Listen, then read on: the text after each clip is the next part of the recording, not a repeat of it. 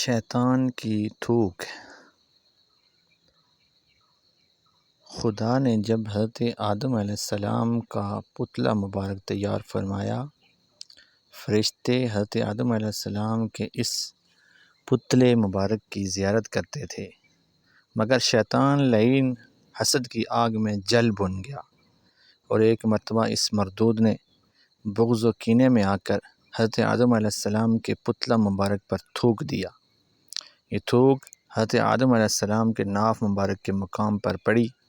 خدا تعالیٰ نے حضرت جبریل کو حکم دیا کہ اس جگہ سے اتنی مٹی نکال کر اس مٹی کا کتا بنا دو۔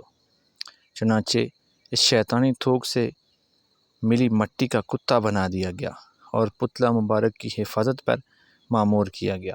یہ کتا آدمی سے مانوس اس لیے ہے کہ مٹی حضرت آدم علیہ السلام کی ہے، اور پلید اس لیے کہ تھوک شیطان کی ہے، اور رات کو جاگتا اس لیے ہے کہ اسے ہاتھ جبریل کے لگے ہیں۔ روح البیان صفحہ 68 جلد 1۔ شیطان کے تھوکنے سے حضرت آدم علیہ السلام کا کچھ نہیں بگڑا، بلکہ مقام ناف شکم کے لیے وجہ زینت بن گیا۔ اسی طرح اللہ والوں کی بارگاہ میں گستاخی کرنے سے ان اللہ والوں کا کچھ نہیں بگڑتا، بلکہ ان کی شان اور بھی چمکتی ہے، اور یہ بھی معلوم ہوا کہ اللہ والوں کو حسد و نفرت کی نگاہ سے دیکھنا شیطانی کام ہے۔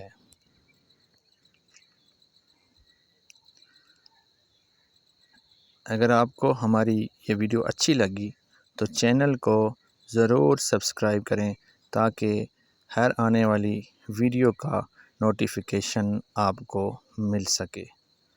شکریہ۔